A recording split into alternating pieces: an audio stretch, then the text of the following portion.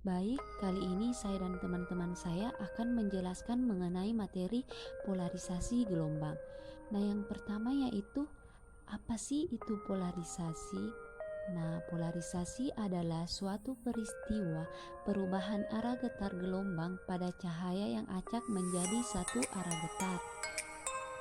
Menurut sumber lain, polarisasi adalah properti yang berlaku untuk gelombang transversal yang menentukan orientasi, geometri, dan osilasi. Nah, dalam gelombang transversal, arah osilasi tegak lurus dengan arah gerak gelombang. Contoh sederhana dari terpolarisasi gelombang transversal adalah getaran yang merambat sepanjang tali yang kencang. Misalnya dalam alat musik seperti senar gitar.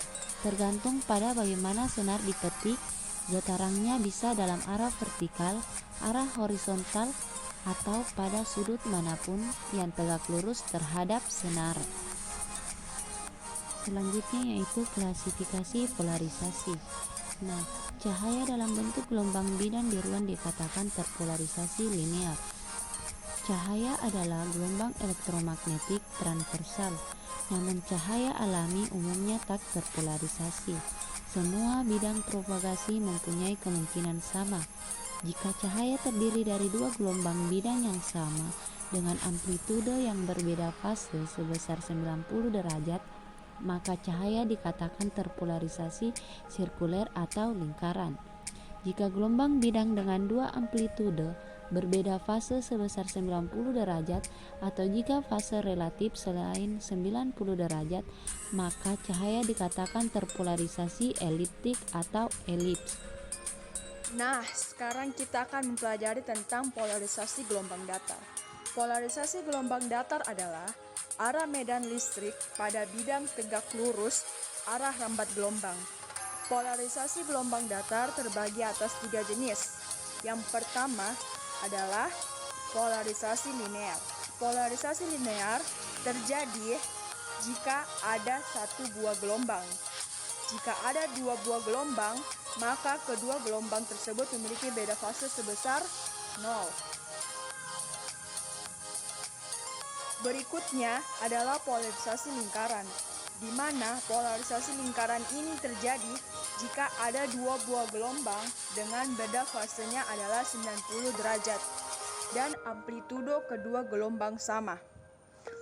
Polarisasi lingkaran ini terbagi menjadi dua, ada yang searah arum jam dan tidak searah jarum jam. Yang terakhir adalah polarisasi elips. Polarisasi elips ini terjadi jika syarat pada polarisasi linear dan lingkaran tidak terpenuhi. Sama seperti polarisasi lingkaran, pada polarisasi elips terdapat juga searah jarum jam dan berlawanan arah jarum jam. Sekarang kita lihat untuk polarisasi linear, di mana kita memiliki dua buah gelombang, di mana antara gelombang 1 dan gelombang 2 tidak ada beda fase dan polarisasi.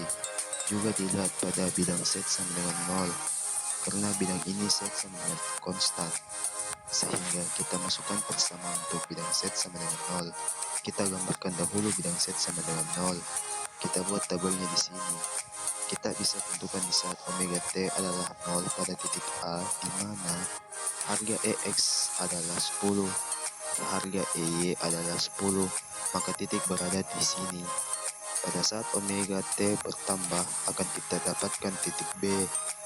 Jika bertambah 90 derajat, maka berada di titik C, bertambah lagi di titik D, bertambah lagi di titik E, bertambah lagi di titik F, bertambah lagi di titik G, bertambah lagi di titik E, bertambah lagi di titik H, dan bertambah di titik I. Pada saat omega menjadi 360, maka berada di titik I yang sama dengan posisi titik A. Jadi, jika kita lihat, maka arah dari medan listrik pada bidang tegak lurus arus ramban akan kita dapat bentuknya seperti berikut, di mana bentuknya adalah garis lurus sehingga adalah polarisasi linear.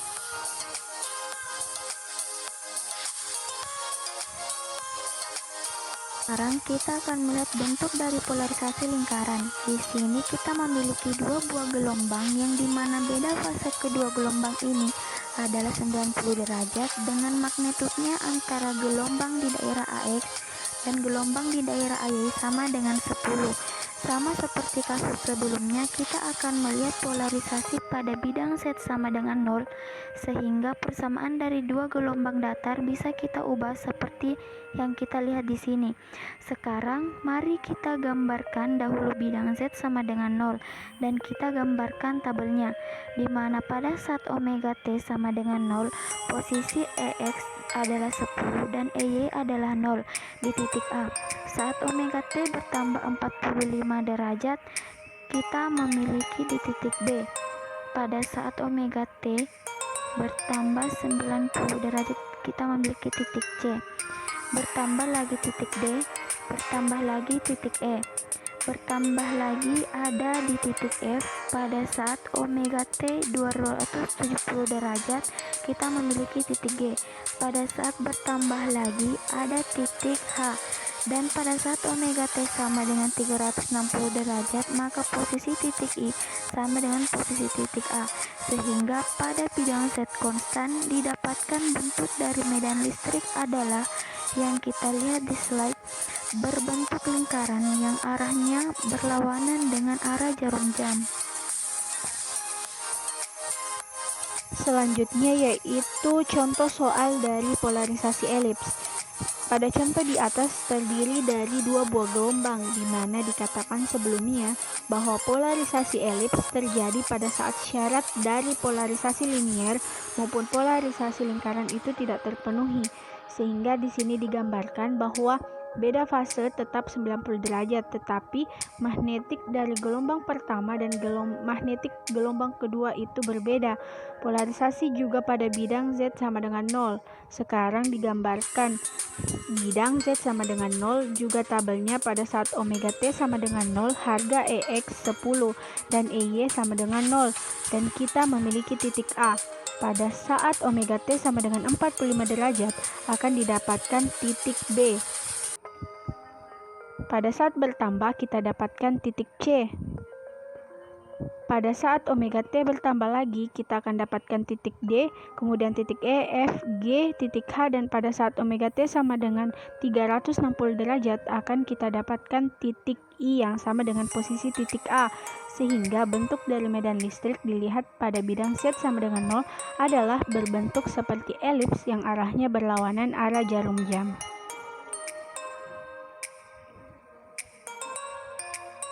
Baiklah, kali ini kita akan menjelaskan materi jenis polarisasi. Yang pertama ada polarisasi oleh suatu kemantulan. Kemantulan akan menghasilkan cahaya yang terpolarisasi jika sinar pantul oleh benda bening dan sinar biasa membentuk sudut 90 derajat. Ada suatu cahaya yang dipantulkan, cahaya yang terpolarisasi sebagian. Arah getar sinar pantul yang terpolarisasi akan sejajar dengan sejajar dari bidang pantul. Berikutnya ada polarisasi oleh refraksi atau pembiasan. Pembiasan gelombang atau refraksi adalah peristiwa pembelokan arah perambatan satu gelombang dari suatu medium ke medium lainnya yang kerapatan optiknya berbeda, sehingga penyebab terjadinya pembiasan karena melewati batas bidang dua medium yang memiliki indeks yang berbeda. Indeks bias menyatakan kerapatan suatu medium. Kerapatan optik udara lebih kecil dibandingkan kerapatan optik kaca. Misalnya, cahaya merambat dari udara ke air sehingga arah perambatannya akan mengalami pembelokan. Yang ketiga ada polarisasi oleh absorpsi selektif. Selektif polaroid adalah suatu bahan yang menyerap arah bidang getar gelombang cahaya dan hanya melewatkan salah satu bidang getar. Sebatas sinar yang telah melewati polaroid hanya akan memiliki satu bidang getar saja, sehingga sinar yang melewati polaroid adalah sinar yang terpolarisasi. Peristiwa polarisasi ini disebut polarisasi absorpsi selektif. Polaroid banyak digunakan dalam kehidupan sehari-hari, antara lain untuk pelindung pada kacamata dari sinar matahari atau kacamata sunglass. Polaroid untuk kamera. Yang keempat, ada polarisasi oleh pembiasan ganda. Polarisasi karena bias kembar dapat terjadi apabila cahaya melewati suatu bahan yang mempunyai indeks bias ganda atau lebih dari 1. Misalnya, pada kristal kalsit, cahaya yang lurus disebut cahaya biasa yang memenuhi hukum Snellius, dan cahaya ini tidak terpolarisasi. Sedangkan cahaya yang dibelokkan disebut cahaya istimewa karena tidak mematuhi hukum Snellius, dan cahaya ini adalah cahaya yang terpolarisasi. Jadi jika cahaya melalui kaca, maka cahaya lewat dengan kelajuan sama ke segala arah. Ini disebabkan kaca mempunyai satu indeks bias, tetapi dalam bahan kristal tertentu seperti kalsit dan kuarsa, kelajuan cahaya tidak sama untuk ke segala arah. Ini mempunyai lebih dari satu nilai indeks bias. Jadi cahaya yang lewat mengalami pembiasan ganda. Dan yang terakhir adalah polarisasi oleh hamburan atau scattering. Hamburan adalah penyerapan dan pemancaran kembali cahaya oleh partikel-partikel gas. Jika cahaya yang tidak terpolarisasi datang pada suatu gas, maka cahaya akan dihamburkan ke samping, dapat terpolarisasi sebagian atau seluruhnya. Arah polarisasi sedemikian rupa sehingga tegak lurus terhadap bidang yang dibentuk oleh sinar garis datang dan garis sinar penglihatan. Hamburan cahaya matahari oleh partikel-partikel dalam atmosfer bumi tampak oleh pengamatan di permukaan bumi sebagai cahaya terpolarisasi sebagian. Polarisasi cahaya terjadi secara parsial dari langit atau sky.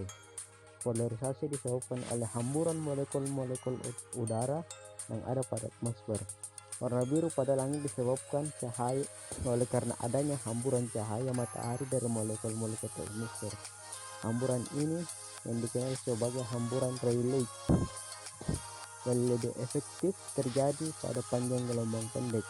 Hamburan Rayleigh merupakan hamburan elastis dari cahaya matahari atau gelombang elektromagnetik. Ketika cahaya matahari tersebut melewati partikel atau molekul yang mana panjang gelombang cahaya lebih panjang daripada panjang gelombang partikel yang dilewatinya. Saat cahaya matahari memasuki atmosfer, cahaya ini akan terdispersi, yaitu penguraian cahaya polikromatik menjadi beberapa cahaya monokromatik sehingga menjadi cahaya berwarna merah, jingga, kuning, hijau, biru, lila, atau ungu. Oke, kesimpulan yang dapat diambil dalam video ini, telah diketahui mengenai polarisasi dan cara menentukan polarisasi dari persamaan gelombang datar. Nah, sebuah antena yang memancarkan gelombang elektromagnetik dari polarisasi linear hanya dapat berkomunikasi dengan antena yang memiliki polarisasi yang sama. Jadi, supaya gelombang elektromagnetik yang kita kirim dapat diterima oleh receiver, maka kita harus mengetahui polarisasi dari gelombang yang dihasilkan. Oke teman-teman, sekian dari video kami. Saya ucapkan terima kasih.